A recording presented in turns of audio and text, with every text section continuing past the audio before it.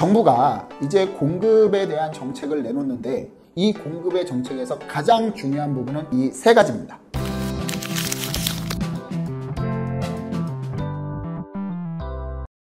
안녕하세요. 반갑습니다. 이충민의 부말리입니다. 6.27 대책 이후에 거래량은 뚝 끊어졌지만 실질적으로 거래가 될 때마다 한강벨트 중심으로 정고점을 돌파하고 있습니다.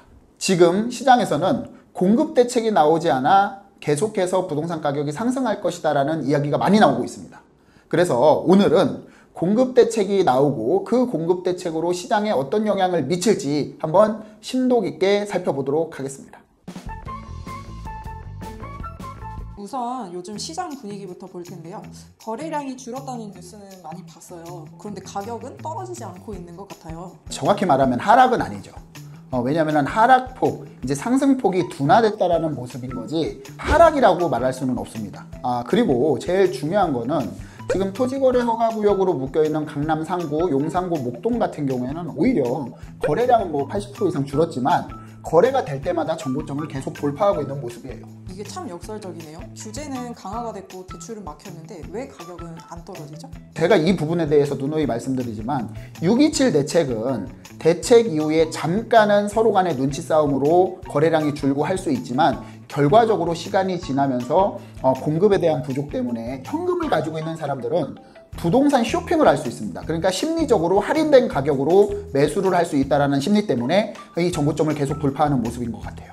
그런데 할인된 심리에 매수를 했다고 하면 신고가가 나올 수 없을 것 같은데 최근엔 오히려 신고가가 찍힌 단지들이 꽤 보이더라고요. 이건 어떻게 봐야 될까요? 정확히 핵심을 좀 짚은 것 같은데, 자, 그러니까 할인된 가격과 실질 가격은 완전 다른 개념이라고 보면 될 것 같아요. 사람들이 지금 부동산 가격이 꼭지가 아니냐라는 그런 불안한 심리도 있지만 여기에서 현금 부자들 같은 경우에 조금만 내려도 할인된 가격이다라고 느낄 수가 있거든요. 그렇기 때문에 상대방이 전부 다 일률적으로 심리가 같은 상태가 아니기 때문에 조금만 할인을 해도, 조금만 호가가 내려도 바로 현금 부자들 같은 경우에는 대출을 안 받고도 매수가 가능하다라는 겁니다.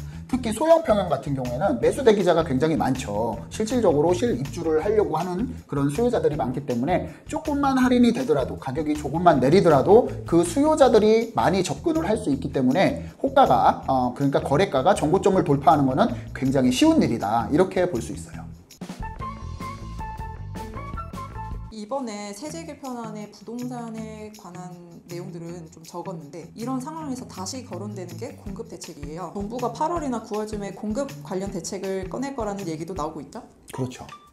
그래서 이번 공급 대책에 대해서 시장에서는 굉장히 기대 반, 우려 반, 이렇게 이제 반반씩 나누는데 제가 봤을 때는 기대 반은 하는 것 같지 않고 우려를 좀 많이 하는 것 같아요. 왜냐면은 심리적으로 시장에 나왔던 지금 6월 달에 6월 초에 정권이 바뀌면서 이제 시장의 이제 시그널, 그러니까 이제 시장에 주는 의견이 지금 벌써 이제 규제 대책이 나왔거든요. 6.27 대책도 부동산 대출 규제 정책, 그 다음에 7월 31일 날 나왔던 이제 세법 개정안도 규제 정책의 일환이거든요. 그러다 보니까 이제 기존에 기대를 했던 공급 대책이 후순위로 계속 밀리다 보니까 벌써 신뢰를 잃어가는 모습이에요.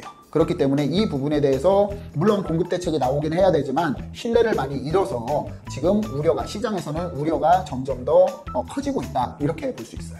그러면 시장이 받는 메시지는 정부는 아직도 집값을 잡겠다는 입장이라는 걸까요? 그런 의지 표명을 분명히 했다라고 봅니다. 규제를 먼저 내놨고 공급을 먼저 내놔야 이제 공급 활성화를 통해서 장기적으로, 중장기적으로 집값이 규제가 돼야 되는데, 하락을 해야 되는데 실질적으로 단기적인 임팩트를 시장에 줌으로써, 규제를 줌으로써 규제의 시그널을 계속적으로 보내고 있다라고 하고 있고요. 그래서 결과적으로 정부에서는 규제 대책이 처음에 나왔기 때문에 5년 동안의 방향은 물론 공급 대책이 같이 나오겠지만 실질적으로 주 정책들은 규제가 될 수밖에 없다라고 보는 거예요. 그래서 이어서 말씀을 드리면 공급 대책은 이게 정부 임기 초에 공급 대책이 나왔어야 되거든요. 그리고 규제 정책이 나오기 전에 최소한의 공급 정책은 나왔어야 됩니다. 하지만 지금 규제 정책이 정말 굵직굵직한 규제 정책이 2개가 연속해서 나왔기 때문에 시장에서 공급 정책은 아까 말씀드렸듯이 이제 기대 반, 우려 반이라고는 했지만 실질적으로 우려를 많이 하고 있고, 공급 대책에 대해서 후발적으로 8월, 9월에 나오더라도 지금 시기적으로는 조금 늦은 감이 있다, 이렇게 말씀드리겠어요. 일부 지역에서는 오히려 거래량이 늘고 있다는 것을 확인했는데요. 그 정책 발표에 대한 신뢰는 낮지만 현장에서 공급과 정비 사업이 가능한 그런 곳부터 반응을 하고 있는 것 같아요.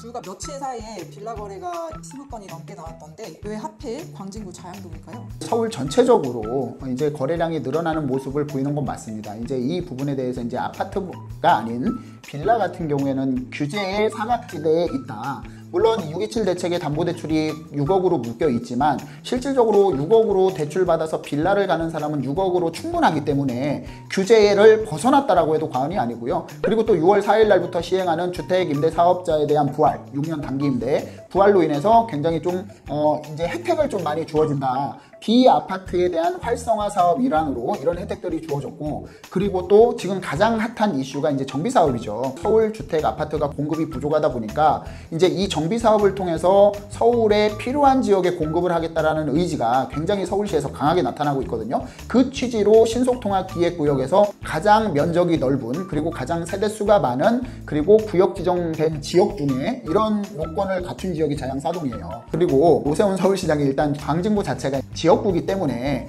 실질적으로 이제 공을 많이 들이고 있는 모습입니다. 그리고 광진구 자체가 이제 한강변을 계속 끼고 있으면서 마지막으로 한강변 재개발이 가능한 지역이고, 또 한강변뿐만이 아니라 중간에 있는 뭐 화양동이라든가 군자동이라든가 자양사동, 그 다음에 건대입구역 인근 자체에도 전부 다 정비 사업으로 추진하고 있기 때문에 굉장히 좀 공을 많이 들이는 그런 모습을 볼 수 있습니다. 그럼 정비 사업이 단순히 이제 희망을 가지고 투자하는 경우가 많은데 이게 공공주도로 실제 속도 있게 하겠다는 확답을 받은 거라고 봐도 될까요?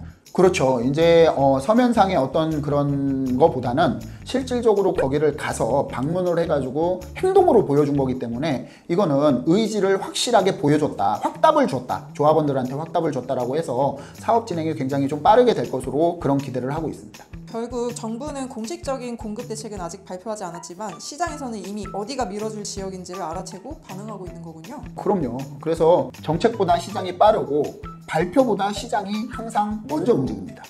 이게 바로 정비 사업이 가능한 지역을 먼저 유심히 봐야 되는 그런 이유입니다. 결국 정비 사업이든 빌라 투자든 시장이 움직이고 있다는 거는 심리와 기대가 아직 살아있다는 뜻이잖아요. 정부가 앞으로 공급 대책을 낸다고 했을 때 정말 시장을 안정시킬 수 있을까요?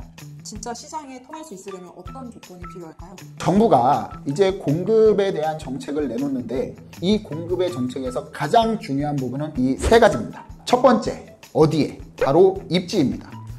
필요한 지역에 공급을 해야만 그 수요에 대해서 신뢰를 할 수 있고 그 수요자들이 믿고 기다릴 수 있습니다. 그리고 두 번째, 언제입니다. 바로 입주 시기인데 부동산 같은 경우에는 아무래도 공급의 탄력성, 비탄력적이기 때문에 굉장히 공급이 오래 걸리겠죠. 하지만 필요한 지역에 최대한 빠르게 입주할 수 있는 그런 공급 대책이 나와야 된다고 생각을 합니다. 그리고 마지막으로 세 번째, 바로 어떤 개발 방식으로 공급을 할 거냐가 굉장히 중요합니다. 자, 공공주도의 개발 방식은 아무래도 이게 조합 사업이기 때문에 굉장히 오래 걸릴 가능성이 높고요. 특히 3기 신도시가 2018년도에 계획을 잡을 때는 첫 입주를 시작한다고 했는데 실질적으로 가장 빠른 게 인천 계양에 내년 연말에 입주가 잡혀 있습니다. 그만큼 이 개발 방식에 따라서 굉장히 중요하다고 볼 수 있고요. 그 다음에 정비사업이나 신속통합기획구역 재개발 같은 경우에는 서울에서 굉장히 빠르게 진행을 절차를 밟고 있기 때문에 이런 지역에 대해서 개발 방식이 어떤 방식으로 가냐에 따라서 입주 시기가 굉장히 달라질 수 있다. 이래서 이 세 가지가 핵심 포인트로 들어가야 이 공급 대책이 시장에 신뢰를 줄 것으로 생각이 됩니다. 단순히 공급하겠다 이렇게 두루뭉술한 정도로는 안 된다는 말씀이시군요. 우리가 많이 경험을 했잖아요. 이런 부분에 있어서 문재인 정권 때 단순하게 어디 용산 정비창, 그 다음에 태관 그 골프장 이런 지역들에 공급을 한다라고 단순 공급 공약을 내놨지만 실질적으로 그 공급을 이루어진 게 한 개도 없습니다. 그렇기 때문에 이 수요자들은 그거에 대한 좀 더 명확하고 정확한 그런 구체적인 계획이 필요할 것 같습니다. 요약하면 정부는 이제 공급 대책을 꺼내야 하는 상황이고 시장도 그 신호를 기다리고 있지만 신뢰와 타이밍이 없다면 효과는 없다라고 볼 수 있겠네요. 맞습니다. 정부는 정책 발표에만 급급하지 말고 그 정책 발표가 실현 가능하다는 것을 계속적으로 어필을 해줘야만 시장의 신뢰를 얻을 수 있다. 이렇게 정리를 할 수 있습니다. 지금까지 시장 분위기에 대해서 설명을 드렸는데 여러분들은 어떻게 생각하시나요? 과연 이번에 나올 공급 대책을 믿을 수 있을지 한번 고민해 보시기 바라겠습니다. 오늘 영상이 유익하셨다면 구독과 좋아요, 알람 설정 부탁드리겠습니다. 오늘은 이것으로 마무리하겠습니다. 감사합니다.